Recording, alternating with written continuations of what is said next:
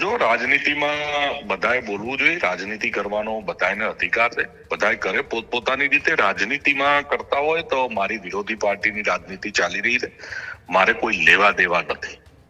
પણ વાત કરવામાં એક સભ્યતા એવી રાખવી જોઈએ, કોઈ સમાજનું સ્વાભિમાન કે એના અભિમાનને છંછેડવાની વાત ના થાય.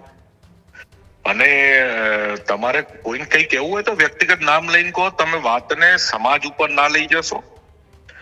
અને સામાજિક અહંકાર છંછેડાશે તો ગુજરાતની શાંતિ, સલામતી, સુખાકારી, સામાજિક સમન્વય બધા માટે બહુ જોખમી રહેશે.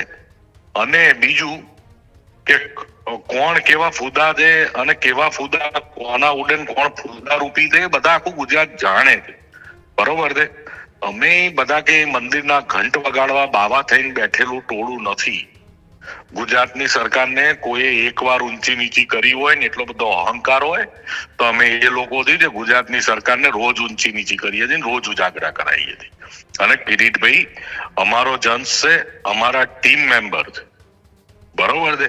એટલે મર્યાદામાં માપે બધું રાજનીતિમાં સમાજ જીવનમાં સોંપે. એક સભ્યતા, એક સંયમ વાળી ભાષા હોય. અમે બોલવા બેસીશું, ઓરિજિનલ રંગમાં આવશું તો કોણ ક્યાં જશે, કયું ફૂદું ઉડીને કઈ જગ્યાએ જતું રહેશે કોઈને ખબર નહીં પડે. એટલે બધાએ માપે, મારે માપે રહેવું જોઈએ, કિરીટભાઈએ માપે રહેવું જોઈએ, અને ગુજરાતમાં દરેક જાહેર જીવનના વ્યક્તિઓએ માપે રહેવું જોઈએ. આપણે રોડ ઉપર લુખાગીરી કરવા નીકળેલું ટોળું નથી ને આપણી એ ભાષા ના હોવી જોઈએ. તમારામાં તેવડ હોય રાજનીતિની, સમાજની, કરો, તમે આંદોલન કરો, સભા સરઘસ તમારે કરવું કરો. પાટણમાં 2 લાખ લોકો ભેગા બધું કરો, બધાને અધિકાર છે. આખી જે વાત આવી, અને વરુણ પટેલ પણ, તમે પણ એક પોસ્ટ કરી છે, તમે પણ એક નિવેદન જે છે તે આપ્યું છે, અને એમાં એવું લખ્યું છે કે ભાઈ સરકારની જો ઊંઘ હરામ કરનાર છે ને તો અમે છે. અમે પણ એકવાર સરકારની સામે પડ્યા હતા. એ જીએમડીસી ગ્રાઉન્ડ હોય કે પછી કોઈ પણ હોય, પાટીદાર આગેવાન સૌ કોઈને, પાટીદાર આંદોલન સૌ કોઈને ખબર છે એ સમયે.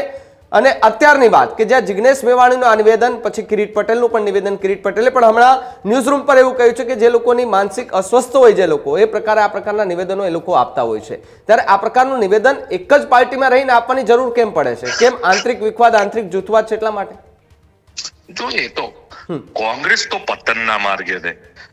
કોંગ્રેસનું કોઈ સરકાર આવવાની નહીં કે એ બધું તો એ તો કોંગ્રેસનો વિષય છે. કોંગ્રેસ પતી ગઈ છે તો આ બધું દેખાડે જ છે. એની શિસ્ત, એની સંયમ, એની મર્યાદાઓ, આ બધું છતું થઈ રહ્યું છે. હું કોઈ કોંગ્રેસની કે ભાજપની વાત કરવા નથી આવ્યો. કિરીટ પટેલ અમારા આંદોલનના સાથી મિત્ર છે, અને કેટલા લડાયક છે અને કેવા ફૂદા ઉડાડીએ કે અમે જાણીએ છીએ.